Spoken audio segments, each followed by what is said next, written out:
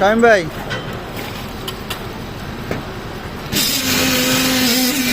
আমাদের এখানে কাজ করতে আছে, তো আপনারা দেখেন আর আমার ভাই লাইক কমেন্ট শেয়ার করে দেন, যেন এই আলামিন ভাই একজন ইলেকট্রিক কন্ট্রাক্টর। তুমি কাজ না করে দিকে বসে দিলে হইব, কাজ করতে হইব, বাবা করে মারো।